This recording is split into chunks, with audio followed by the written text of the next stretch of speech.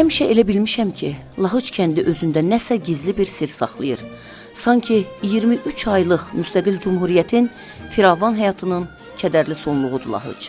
Bu çətin yollar, keçilməz dərələr, sərt qayalar, əsrlərdir şır-haşır axan Girdiman 1920-ci ilin nə qədər dəhşətli hadisələrinə şahidlik edib. Orada qan-qada da var, sürgünlər də, siyasi həbslər də. Məhəmməd Əminin həbsi də bu kənddə qərarlaşıb. Lahıcda düz 2 ay Qaçaq Əli Əhmədoğlu adı ilə gizli həyat sürən Rəsulzadə yazırdı ki, bolşevik istilası kədərli, ələmli bir fakt idi. Bir aya qədər Bakıda saxlandıqdan sonra bir arkadaşla bərabər Bakını tərk etmiş, Gürcüstana keçmək üçün yola çıxmışdıq. Hadisələr və təsadüflər bizi bir çox dağları və dərələri gəzdirdikdən sonra Şamaxı qəzasında Lahıc adında tanınmış bir qəsəbədə saxlanmaq məcburiyyətində buraxmışdı.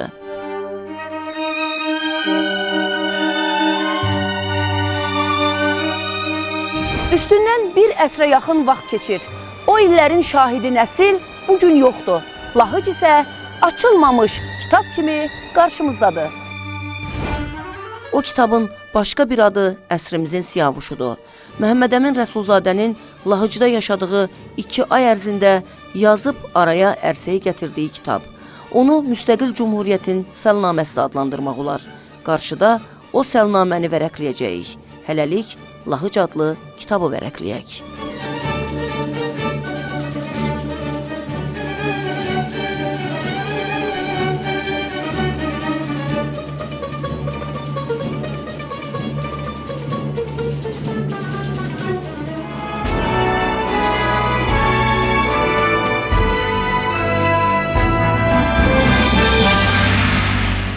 Lahıc müstəqil dövlətin qurucusuna qucaq açan məkan kimi həmişə mənə maraqlı görünüb. Məhəmməd Əminin bolşeviklərdən gizləndiyi evi və ya evləri görmək, o evin müstəqillik qoxuyan havasını ciyərlərimə çəkmək zaman-zaman içimdən keçib. Budur, Məhəmməd Əmin Rəsulzadənin əsrimizin siyavuşunu yazmağa başladığı ev. Darvazdan içəridə ağ aynəbəndli kiçik evdir. Bizi inandırırlar ki, Rəsulzadə burada yox, aşağı həyətdəki evdə qalıb. Aşağı həyət dedikləri evə gedirəm. Qapısı qıfıllı otağın qarşısında ayaq saxlayıram. Dedikləri ev budur. Qapısını açıram. Zülmət qaranlıqdır. Hərçəndi bu evdə gizlənməyə məcbur edilən kişinin məqsədi Azərbaycanı zülmətdən işıqlı günə çıxartmaq deyildimi? Hər halda bu balaca otaq məni bir əsr əvvələ qaytarır və bu evə Məhəmməd Əminə özünün ən samballı əsərini yazmaq üçün ideya, stimul verən ev kimi yanaşıram. Çünki kitabın girişində Rəsulzadə yazırdı ki, Lahıcda bir vətəndaşın evində müsafir idik. Bu evdə kiçicik bir kitabxana vardı. Bir qismi farsça, bir qismi türkcə, bir qismi də rusça kitablardı və onların arasında ən çox Firdovsinin Şahnaməsi diqqətimi çəkdi.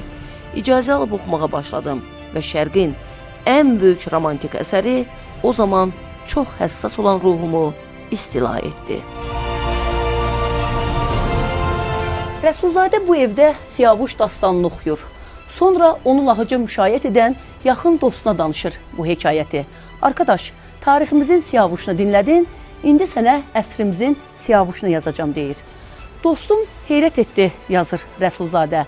Hər an, hər saat baskına məruz qalacağımız bir vaxtda kitab yazmağım ona real görünmədi. Fəqət mən başladım. Həqiqətən də bir neçə səhifə yazmışdım ki, qaldığımız evi tədbir üçün dəyişmək zərurəti ortaya çıxdı. İkinci ev Rəsulzadənin ruhuna daha uyğun gəlir.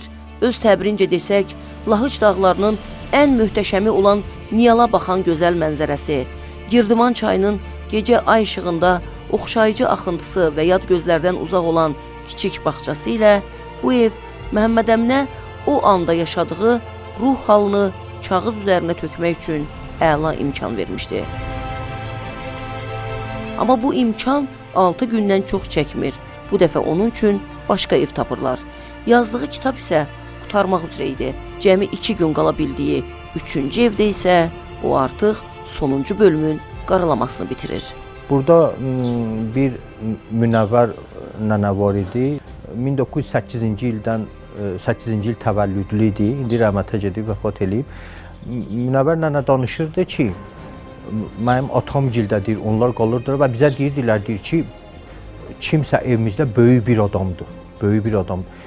Mənə elə gəlirdi əvvəl ki, bu böyük deyəndə bu nəsə fiziki mənada böyükdür, nəsə bunun boy buxunu uzadı, çox böyükdür, nə deyirsə deməli nəsə bir özəlliyi var. Ona görə deyir böyük deyirlər buna. Ona görə deyir böyük maraq içərisində idi ki, bir qapının deşiyindən də olsa, qapının arasından da olsa görək ki, o nə boydan adamdır.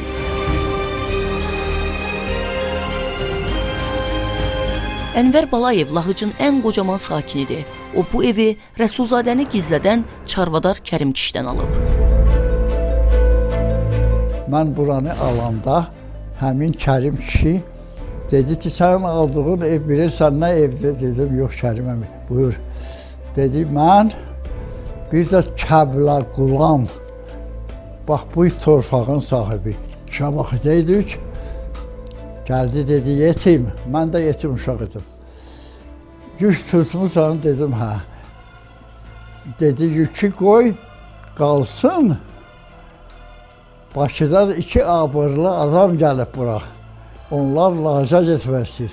Aparaq onları qoyaq Lahıca, qaydaq sonra yükümüzü gətirərik. Kəbləqulam Məmməd Əminin atına Abbasqulu Kazımzadə da onun yaxın inandığı dostu olur. Kərim kişinin atına minib gəlirlər bu zat tərəfdən, Sulud tərəfdən. Bu dağlardan. Ancaq əllə göstərə bilərəm. Çünki o dağlardan aşıb gəliblər. Yəni sənəti peşəsi yük, sərnişin daşımaq olmuş deməli adamlara deyirlər çarvadalar. Onlarla bura gəlirlər və ilk gecələri də o elə Ağabala Qasımovgildə qalır. Ona hamı Ərəbəmi deyirmiş, Ərəbəmi. Yəni Sifdə o ilk günlər deməli Ərəbəmigildə qalır və axıracan Məmməd Əmin Rəsulzadə burada təxminən bir 30 evdə qalır. 3 ay müddətində 29-30 evdə qalır. Rəsulzadənin niyə məhz Lahıcda qərarlaşmasının da izahı var. Mənim eşitdiyimə görə burada Hacı Müslüm nəsli olub, Hacı Müslüm nəsli. Burada ümumiyyətlə belə adlı nəsillər çox olub, yəni Hacı Müslüm nəsli. Onlar o nəsildən olan adamlar ümumiyyətlə hamısı savadlı, oxumuş adamlar olublar. Eyni zamanda o Hacı Müslüm nəslindən olan Məşədi Damat adlı bir adam Məmməd Əmin Rəsulzadənin kürəkəni imiş. Bax, Məmməd Əmin Rəsulzadənin Lahıcla qohumluğu, belə bir qohumluğu olub. Məmməd Əminin qızı burada ailədə idi, evdə idi, ərdə idi. Burada müsavat hakimiyyətinin özəyi möhkəm idi. 2. Üçüncü, buranın təbii mühafizəsi, 4 dağın arası. O vaxtı ancaq piyada gəlib getmək olurdu. Bu 3 səbəb Məmməd Əmini bura çəkib gətirmişdi.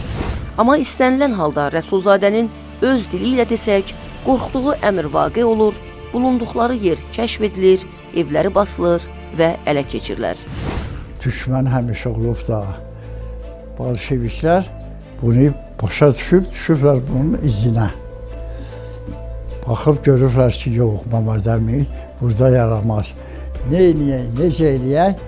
Burada qonşu kənd Pirağanım kəndi var. Orada Cəmşid adlı bir kişi, igid, biraz bu dağlarda bələd adam, Qaçaq Cəmşid deyirlər. Onu çağırırlar, deyirlər, bu kişini aparırsan, hara dedi. Elə o zamanda dedi ki, Maçaxıya gedirək. Maçaxı Tircanın yanındadır, Tircan kəndinin. Bizim yaxınlığımızda olan Maçaxı kəndində deməli bir müsavatçı tanıdıqları adam olur. Gələndə də onlar bir gecə onun evində qalırlar. Gedəndə də yenə o Maçaxı kəndində gecələyirlər. Əsrimizin Səyavuş əl yazması şəklində demək 2 nüsxədən ibarət. Sonra gedərkən özü ilə götürür və bir nüsxəsini orada Maçaxı kəndindəki o tanışına verir. və təbii ki də elə bil ki, parol kimi bir söz qoymaqla, şərti bir söz qoymaqla bildirir ki, nə vaxtsa ola bilər ki, bu sözü sizə desinlər, onda bu kağız topasını, bu yazıları ona verərsiniz. Ardını siz bilirsiniz, yolda həbs olunur. Sonra onu bolşevik çəkmələrinin dabanları altında olan şəhərə, Bakıya gətirirlər. O Bakı ki, 23 ay müstəqilliyi öz canında, qanında daşımışdı və bu müstəqillik ona heç də asan başa gəlməmişdi. Bayılda, həbsxanada qaldığı müddət ərzində Məhəmməd Əmin Rəsulzadə Cümhuriyyətə gətirən yolun nə qədər çətin olduğunu ola bilməzdi ki, düşünməsin.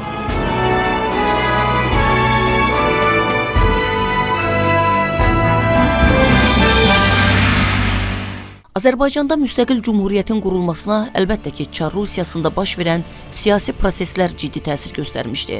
1917-ci ildə Rusiyada baş verən fevral burjua inqilabı və Çar 2-ci Nikolayın devrilməsi artıq illərdir ki, Çar Rusiyasının müstəmləkəsi olan kiçik xalqlar üçün yeni şərtlər diktə edirdi.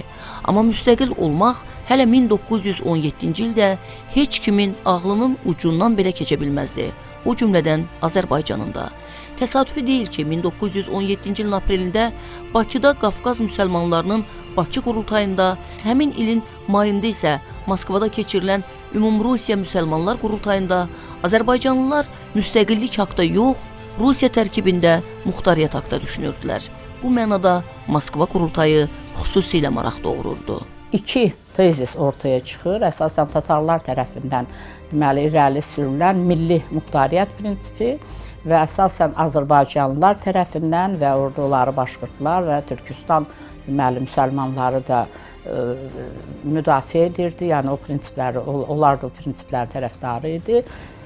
Milli ərazi muxtariyyəti. Yəni ilk dəfə olaraq Azərbaycanlılar öz xalqları üçün milli ərazi muxtariyyəti tələbini irəli sürürlər və hər iki qurultayda çox maraqlıdır ki, bu məsələ ətrafında Məhəmməd Əmin Rəsulzadə çıxış edir və xüsusilə Moskvada Məhəmməd Əminin Azərbaycanca bu məruzə eləməsi çox böyük bir hadisəyə çevrilir. Və Məhəmməd Əminin məhz özünə məxsus o natiqlik qabiliyyəti, inandırmaq qabiliyyətinin sayəsində böyük səs çoxluğu ilə istər Bakı qurultayında, istər Moskva qurultaylarında Rusiya müsəlmanları üçün yeni yaradılacaq Rusiya dövləti və bu dövlət federativ quruluşa malik olmalı idi.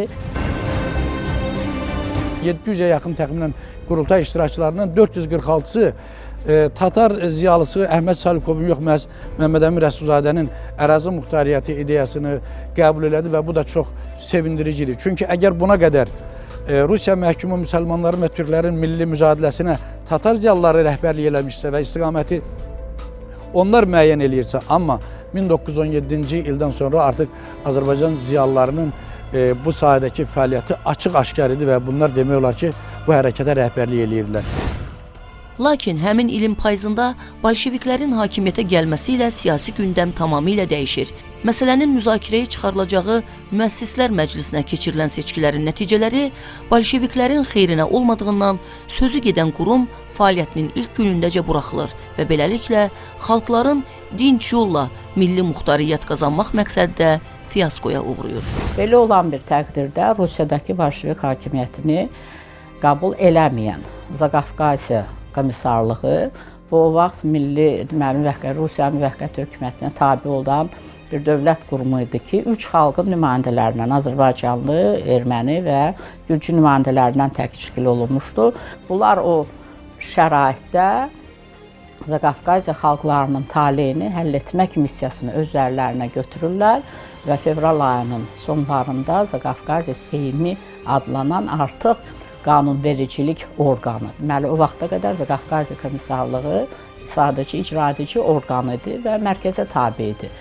Və artıq bunlar Zaqafqaziya Seymi adlanan qanunvericilik orqanı yaradırlar və bu fevral və may ayları arasında bu Zaqafqaziya Seyminin fəaliyyətində Azərbaycanlıların iştirakı bu qurumun nə qədər ağır bir şəraitdə fəaliyyət göstərdiyini və bu qurumun tərkibində o təmsil olunan milli qüvvələrin hər birinin, bu ilk növbədə əlbəttə Azərbaycan, erməni və Gürcü xalqlarının nümayəndələrinin milli maraqlarının, eləcə də ayrı-ayrı siyasi qüvvələrin, təmsilçilik hüququna malik olan siyasi qüvvələrin maraqlarının nə qədər toqquşduğunu göstərir. Təsadüfi olaraq hər işdə bir xeyir var demirlər ki, siyasi intriqalara meydan olan bu qurum da bizi anbaan müstəqil dövlətçiliyə yaxınlaşdırırdı. Zaqafqaziya Seyminin mövcud olduğu dövr ərzində müsəlmanların fəaliyyəti əslində Azərbaycan Xalq Cümhuriyyətinin rüşeymlərinin belə deyək möhkəmlənməsinə və Azərbaycançılıq ideyasının yaranmasına çox böyük təsir göstərdi. Çünki Çar Rusiyası dövründə elə bir siyasət yeridilmişdi ki, insanlar yaşadıkları ərazinin adını və öz milli kimliyini belə unutmuşdu. Çünki həm də bəla burasındadır ki, Məmməd Əmir Rəsulzadə çox doğru qeyd edir ki, Azərbaycan işğal olunarkən vahid bütöv Azərbaycan kimi işğal olunmamışdır. 1918-ci ildə Bakıda törədilən müsəlman soyqırımı isə təkcə milli kimliyimiz haqqında düşünmək üçün əlimizə əsas vermədi, həm də Azərbaycanlıların Zaqafqaziya Seymində dinç yolla hər hansı dövlətçilik strukturunu qurmaq planlarını da heçə endirdi. Əgər Azərbaycan siyasi qüvvələri mart soyqırımına qədər Rusiyanı federativ demokratik dövlət kimi yaratmağı mümkün hesab edirlərsə, amma Bolşevik Rusiyasının və ermənilərin birgə xalqımıza qarşı həyata keçirdiyi bu soyqırımdan sonra onlara da aydın oldu ki, bu torpaqlarda yeganə salamat qalmağın yolu, fiziki cəhətdən yaşamağın yolu yalnız milli müstəqillikdən keçir və ona görə də artıq bundan sonra milli hərəkatda da yeni bir dövr başladı.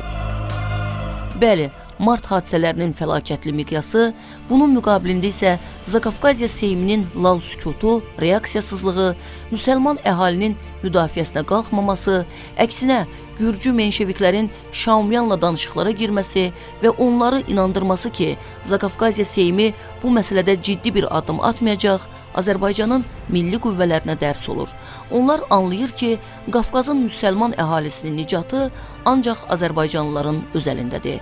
Bu mənada mart qırğınlarının hətta tarixi əhəmiyyətini də qeyd edə bilərik. Məhz bundan sonra Zaqafqaziya Seymində təmsil olunan və hərəsinin ağzından bir avaz gələn Azərbaycan fraksiyaları çəkici bir yerə vurmağa başlayır, birləşirlər. Bu birləşmə may ayında Azərbaycan Xalq Cümhuriyyətinin yaranmasına gətirib çıxaracaqdı.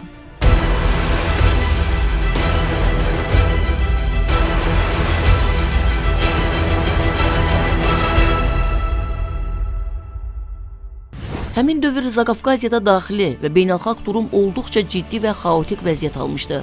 Brest sülhünün şərtlərinə əsasən Zaqafqaziya Demokratik Federativ Respublikasının ərazisi sayılan Batum, Qars və Ərdəhan Osmanlıya qaytarılmışdı. Bu da əlbəttə ki, Seymdə narazılıqla qarşılanmış və xüsusilə Gürcülər və ermənilər sülhün şərtlərini tanımaqdan imtina etmişdilər.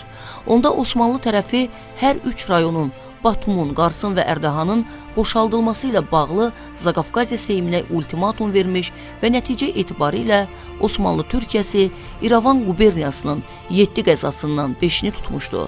Bütün bunlar Qafqazın ictimai-siyasi həyatında yeni bir mərhələnin başlanğıcından xəbər verirdi. Hadisələr bu Seymin çox tezliklə dağılacağından xəbər verir və həqiqətən də o vaxt Gürcülərin arxasında duran, onları hər mənada himayə edən Almaniyanın təhriki ilə Gürcü deməli fraksiyası may ayının 26-sında rəsmi şəkildə Zaqafqaziya Seymindən çıxdığını və müstəqil Gürcüstan hökuməti, dövləti yaratdığını elan edir. Belə bir ağır şəraitdə Azərbaycan deməli nümayəndə heyəti, deməli Zaqafqaziya Seymindəki Azərbaycanlılar da vəziyyətin gərginliyini anlayaraq təcili bir qurum yaradılmağının zərurətini anlayırlar və elə o vaxtda Zaqafqaziya müsəlmanlarının Müvəqqəti Milli Şurası adlanan bir qurum yaradırlar. Deməli bu may ayının 26-sında.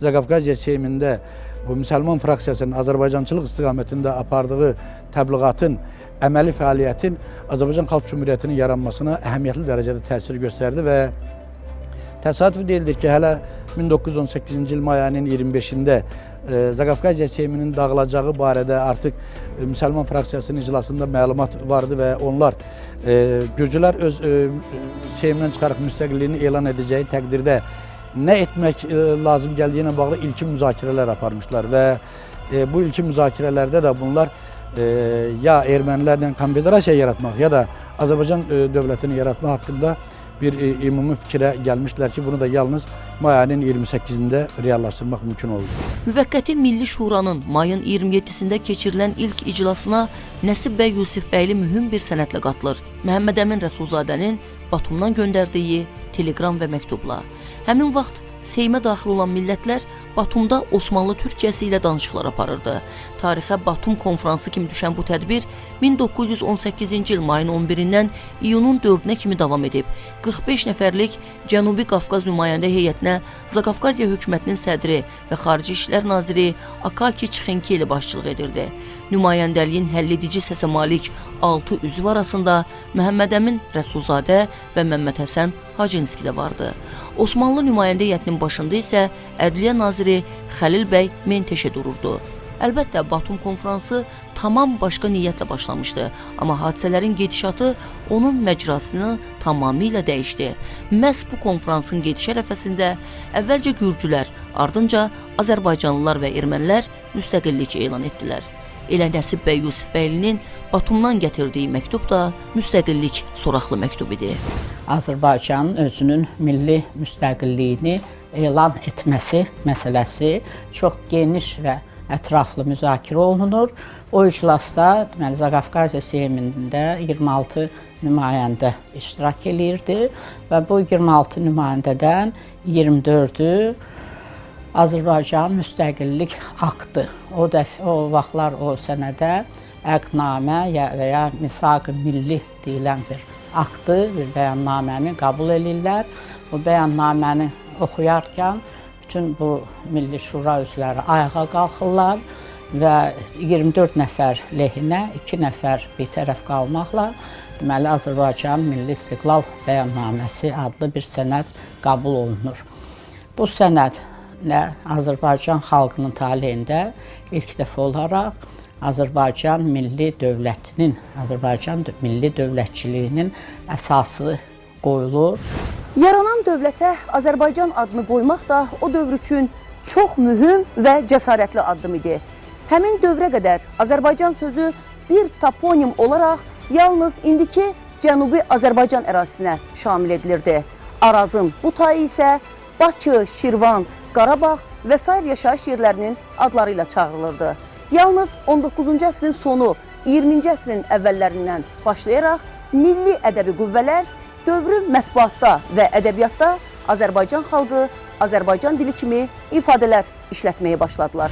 Təsadüfi deyildi ki, bu hadisənin ən gözəl tərifini Məhəmməd Əmin Rəsulzadə verirdi. O deyir ki, Milli Şura yeni yaranan dövləti Azərbaycan adlandırmaqla Azərbaycan sözünü özünün ərazi, etnoqrafik, lingvist mənasından çıxardaraq ona siyasi məna vermiş oldu. Bir müstəqil ölkəyə ad vermək şərəfi isə hər kəsə nəsib olan xoşbəxtlik deyil.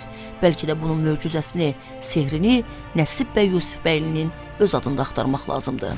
Stepan Şamiyan özü Məhəmməd Əmin Rəsulzadəni Azərbaycan Milli Hərəkatının ideoloqu adlandırırdı. Amma bununla belə Məhəmməd Əmin Rəsulzadə özü dəfələrlə təkrar eləyir ki, Azərbaycan toponiminə siyasi məna verilməsi o missiyasını o Nəsib bəy Yusifbəyliyə özü yazır ki, o şərəfi Azərbaycan adının siyasi anlamda gündəmə gətirilməsi şərəfi mərhum Nəsib bəy Yusifbəyliyə mənsubdur. Yəni o haqqını Nəsib bəyin bu məsələdə haqqını danmır.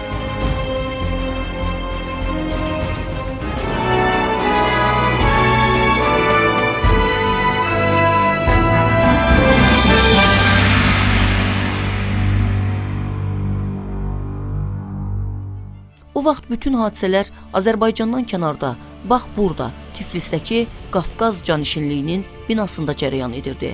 İstiqlal bəyannaməmiz bu binada qəbul olunub, müstəqilliyimiz burada elan edilib. 1802-ci ildə inşa edilən, 1807-ci ildə tamamilə sökülüb yenidən qurulan bu bina Cənubi Qafqazın 3 dövlətinin müstəqilliyinə şahiddir.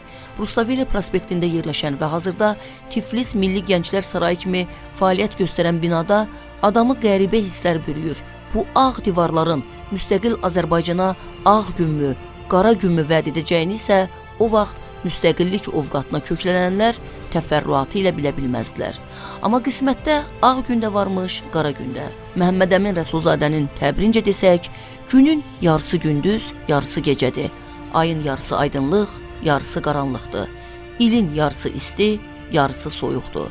Dünya ta yaradılışdan bəri iki üz-üzə qüvvənin, iki qarşı nöqtənin çarpışmalarına savaş meydanı olmuşdu. Deməli, bu həm də xeyirlə şərin qarşılaşması idi. Bəlkə də mayın 28-i və 29-u tarixlərinə də eynən belə yanaşmalıyıq. Mayın 28-də müstəqillik qazanan Azərbaycan, mayın 29-unda torpaqlarının bir parçasını itirməli olur. Bədirlənmiş ayın üzünü qara buludlar örtür.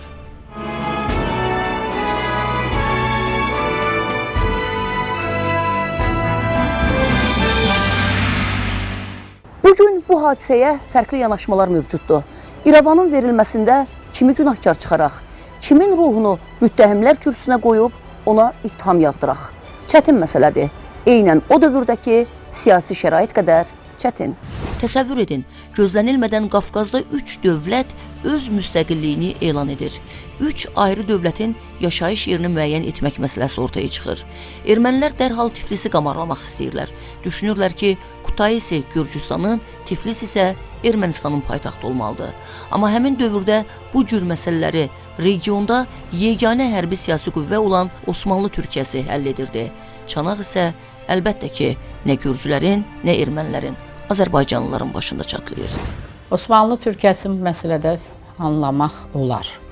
Çünki erməni dövlətinin yaradılması o dövrdə istər region, istər Osmanlı Türkiyəsinin əraziləri baxımından, istərsə də Birinci Dünya müharibəsinin gedişi baxımından bu region üçün ən mühüm məsələlərdən biri, bəlkə də birincisi sayılırdı. Yəni ermənilərin dövlətinin yaradılması məsələsi heç bir sual doğurmurdu. Dünya dövlətləri, yəni bu dörtlük olmasaydı da Antantı dövlətləri bu məsələ ilə ən ciddi surətdə məşğul olurdular və məşğul olacaqdılar. Hətta Cənubi Azərbaycanın ərazilərində, Urmiyada da kiçik bir ingilislər, bir kiçik bir xristian erməni dövləti yaratmaq planlarını işləyib hazırlayırdılar. Belə olan bir məqamda, yəni bu situasiyanı yaxşı anlayan türklər qətiyyən bu dövlətin öz ərazilərində yaradılmasına imkan vermək istəmirdilər. Ermənilərə paytaxt ola biləcək şəhər əslində Gümrü, Aleksandropol şəhəri idi. Lakin həmin dövrdə bu şəhər hərbi zərurətdən də irəli gələrək Osmanlı qoşunları tutulduğundan həm Osmanlı siyasi xadimlərinin, həm də bundan əvvəl Azərbaycanda baş verən ictimai-siyasi proseslər nəticəsində Azərbaycan siyasi xadimlər də belə bilirdilər ki, ermənilərə bir ərazi verilsin ki, onlar Azərbaycan iddialarından, Qarabağ, Naxçıvan, Zəngəzur ərazilərindən və iddialarından əl çəksin. Daha bir məsələyə diqqət yetirək ki, o dövrdə İrəvan quberniyasında o Aleksandropol, indiki Gümrü şəhəri ki, əvvəlcə o nəzərdə tutulurdu, o türklərin işğalı altında idi. Yeganə iri şəhər İrəvan şəhəri idi və verilən ərazilərdə 321 min əhali yaşayırdı ki, onların da 230 mini erməni idi. Cəmi 80 min müsəlman əhalisi yaşayırdı və 11 min də qeyri-millətlərə məxsus deməli qeyri-millətlərin nümayəndəsi. Bu 230 min erməni əhalisi bax 15-ci ildən sonra bu şəhərə, bizim bu ərazilərə köçən həmin Osmanlı erməniləri idi. Osmanlı Türkiyəsi istiblişmentində ermənilər üçün dövlət yaradılmasına münasibət bir mənalı deyildi. Baş nazir Tələt Paşa və Hərbiyə naziri Ənvər Paşa bu dövlətin yaradılmasının əleyhinə olsalar da, Batum konfransında Azərbaycanlılarla danışıqlar aparan Vəhid Paşa və Xəlil Paşa Menteşe erməni dövlətinin yaranmasını ürəkdən istəyir və bu dövlətin Azərbaycan torpaqlarında yaranmasını tövsiyə edirlər. Əslində bu tövsiyə hardasa əmr, yaxud da hardasa bir şərt xarakteri daşıyırdı. Çünki Azərbaycan milli qüvvələrinin bu dövrdəki vəziyyəti ermənilərdən də ağır bir şəraitdə idilər. Bakı, Şamiyan başda olmaqla erməni bolşevik qüvvələrinin hakimiyyəti altında idi və o dövrdə may ayının sonları üçün Bakı, Şamaxı, Quba, Göyçay, Ərəş və digər Bakı quberniyasına daxil olan bütün deməli qəzalar artıq bu erməni bolşevik qüvvələri tərəfindən işğal olunmuşdu. Şamiyan başçılıq etdiyi Bakı Sovetinin 12 minlik ordusu Azərbaycan Milli Qüvvələrinin mərkəzi Gəncə üzərinə hərəkətə gedirdi.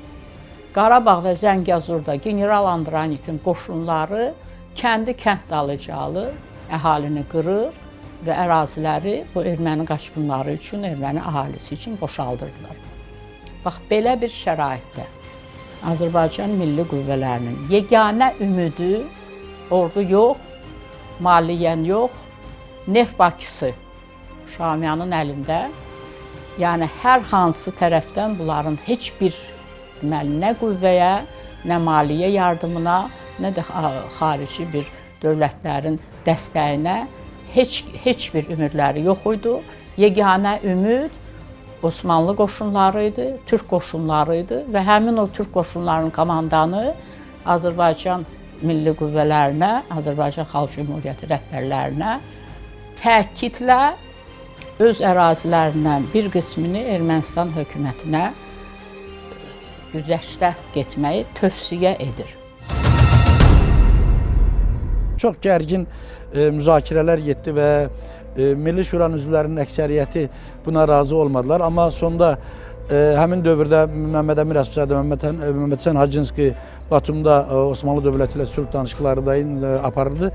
Onların da fikri öyrənilmişdi və qərara gəlmişdi ki, bunlar ya İrəvanı güzəştə getməməklə Azərbaycanı da itirməlidirlər, ya İrəvanı güzəştə getməklə heç olmasa Azərbaycanı əldə eləsinlər ki, gələcəkdə imkan düşəndə İrəvanı da bəlkə qaytarmaq mümkün oldu. Ona görə həmin dövrdə iki əslində zərərli yoldan daha nisbətən belə demək mümkünsə daha az zərərlisini seçmək məcburiyyəti qarşısında qaldırar. Çünki həmin dövrdə nə Azərbaycanın ordusu yox idi, nə istiqlalını elan etsə də büdcələri və maddi vəsaitləri də yox idi.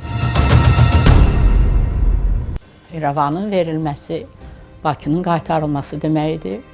İrəvanın verilməsi Gəncənin saxlanılması deməkdir. İrəvanın verilməsi Qarabağın, Zəngəzurun təmizlənməsi deməkdir və nəhayət İrəvanın verilməsi Azərbaycanın işğal olunmuş ərazilərinin azad edilməsi deməkdir.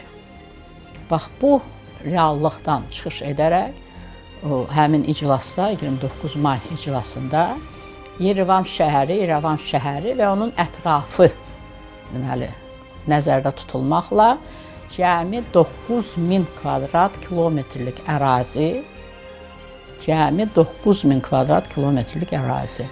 ermənilərə güzəştə verilir.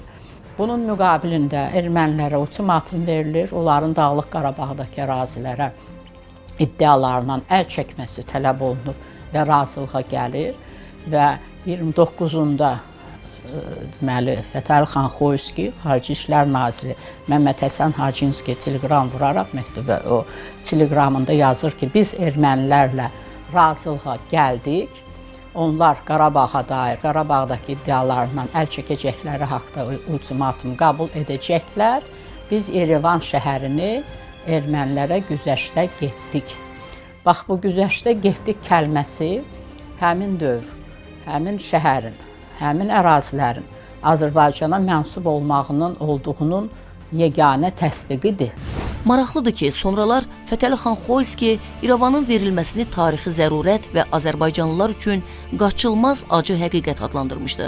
Zənnimcə acı həqiqət kəlməsi həmin hadisələrə o dövrdə verilən ən düzgün qiymət idi. Bugün bu hadisəyə qiymət vermək isə istənilən halda adamdan məsuliyyət tələb edir. Təqdir etmək mümkün deyil, qınamaq isə ümumiyyətlə. Çünki dövrün real ictimai-siyasi vəziyyəti göz qabağındaydı. heç nə zəmbillə göydən düşmürdü. Əksinə, addım başı əngəl olanlar, badalaq gələnlər vardı. Ən iri dövlətlərdən tutmuş, ən adi adamlara qədər. Onlar Azərbaycanın müstəqil olmağını həzm edə bilmirdilər. Böyük türkçü adlandırdığımız Əhməd bəy Ağayev də təəssüf ki, onlardan biri idi. Cümhuriyyət başçıları, yeni yaranan hökumət Gəncəyə gələndə burada belə bir mənzərə ilə üzləşirlər. Məlum olur ki, Gəncədə İlhaqçılar adlanan bir siyasi bir dəstə cərəyan meydana gəlib.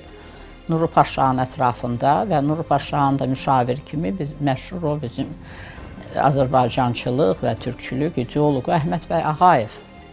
Bunlar Azərbaycan milli müstəqilliyinin elan olunması faktına mənfi münasibət bəsləyirlər. Bu liderlərə bu Azərbaycan dövlətçiliyini elan edilməsi səlahiyyətinin verilmədiyini bildirirlər. İmzalar toplanıb məlum olur ki, Azərbaycanın ümumiyyətlə Osmanlı Türkiyəsinə deməli birləşdirilməsi və Azərbaycan bu dövlətçiliyindən imtina edilməsi. Xəlil Paşa Azərbaycan nümayəndəliklərinin başçılarının Fətəli xan Xoyskinin, Nəsib bəy Yusifəli də onları heç qəbul eləmək istəmir ki, mən sizin daxili işlərinizə qarışmıram. Amma təbii ki, onun da görünür ki, bu məsələdə hansısa bir təbii ki, meyli var idi. Yarandığı heç bir ay değildi ki, artıq Azərbaycan dövləti siyasi böhranla üz-üzə idi. Belə günlərdə Milli Şura və Azərbaycan hökuməti çox gərgin bir iclas keçirir. 1918-ci il iyunun 17-sində baş tutan bu iclas həm də Məmməd Yusif Cəfərovun için ağlaması ilə yadda qalır. Milli Şuranın buraxılmasına öz qəti etirazını bildirən, bunu Nuru Paşanın və Türkiyə hökumətinin Azərbaycanın işlərinə qarışması kimi qiymətləndirən Məmməd Yusif Cəfərov belə deyir: bəli, aydın olur ki, bizi Tiflisdən bura, Gəncəyə köhnə bürokratik metodlarla dəvət ediblər. Bizim azadlığımızı əlimizdən alırlar. Biz də əldə etdiyimiz azadlığı asanlıqla əldən veririk. Əfsuslar olsun ki, türk qardaşlarımız kimlərdən ki kömək gözləyirdik, bizim ürəyimizi yaralayır, hisslərimizi zəhərləyir. Bax, həmin iclasın gedişində Məmməd Əmin Rəsulzadə maraqlı bir jest edir. İlk növbədə özünün rəhbərlik etdiyi Milli Şuranın başçılığından imtina edir. Və orada onun məşhur sözü var. Buradadır, biz hər hansı bir şəxsi vəzifə, sinfi maraqlarımızı kənara qoyaraq istiqlalımızın mənafeyini, yeganə mənafeyini nəzərdə tutaraq biz bu güzəştlərə getməliyik. Yeganə güzəştə gedilməyən məsələ Azərbaycanın istiqlalı məsələsidir. Yeganə güzəştə gedilməyən məsələ. Bunu açıq şəkildə qoyub, o böhran aradan qaldırılır. Məmməd Əmin Rəsulzadə danışıqları Türk ordusunun Azərbaycana gətirilməsi məsələsini müzakirə eləmək üçün İstanbula yola düşür. Çox ağır keçən orada danışıqlar var. Siz bilirsiniz ki, Ordu Sultanla da görüşür, Əmir Paşa ilə də görüşür. Dönə-dönə bura qoşun göndərilməsinə nail olur. Ardını bilirsiniz, sentyabrın 15-də Qafqaz İslam ordusu Bakını ermənilərdən və bolşeviklərdən xilas edir. Bakı, bu gözəl şəhər Azərbaycanın paytaxtı elan olunur. Ənvər Paşa Bakının azad olunması münasibətilə birinci zəng elədiyi adam Məmməd Əmin Rəsulzadə olur. Görür ki, Bakı alındı və Əmin bəy gözlərin aydın Bakı alındı. Və burada o Bakının alınması məsələsində də Məmməd Əmin Rəsulzadənin böyük bir uzaq görənliklə yazdığı bir cümlə var. Yəni ki, baxışda o elə bir bəlkə də əhəmiyyətli görünməyə bilər. Amma Fətəli xan Xoyski yazırdı ki, Bakıya birinci Azərbaycan hökuməti daxil olmalıdır. Bax, yəni ki, bu Azərbaycan sonra türklərin həmin bu hadisəyə işğalçı məna verməməyi üçün bu hadisəni məhz Azərbaycan ordusunu və Azərbaycan hökumətinin əli ilə Bakının azad olunmasının əhəmiyyətini göstərmək üçün bax o məktublarda yəni bunu Məmməd Əmin bəy orada o dövrdə Bakı şəhərinin statusu artıq beynəlxalq aləmdə geniş bir müzakirə olunan məsələyə çevrilir. Almanlar, ingilislər, ruslar xüsusilə bolşeviklər Bakı şəhərinə xüsusi bir status verilməsi, Svobodnoy Gorod, azad şəhər, yəni mümkün qədər Bakının Azərbaycan tərkibində qalmaması, yaxud Azərbaycan hökumətinə tabe olmaması kimi məsələlər müzakirə olunurdu. Yəni o dövrün tarixinə biz baxsaq, biz Azərbaycan milli qüvvələrin hansı çətinliklərlə, hansı problemlərlə, özlərinin səlahiyyətlərindən qat-qat geniş bir miqyasda müzakirə olunan problemlərlə üzləşdiyini və görünməmiş diplomatik bir məharət göstərərək bütün bu problemləri Azərbaycanın müstəqilliyi xeyrini həll etdiyini görürük. Bugün hamını düşündürən məsələlərdən biri Cümhuriyyətin xalq tərəfindən bu qədər çox sevilməsinin səbəbidir.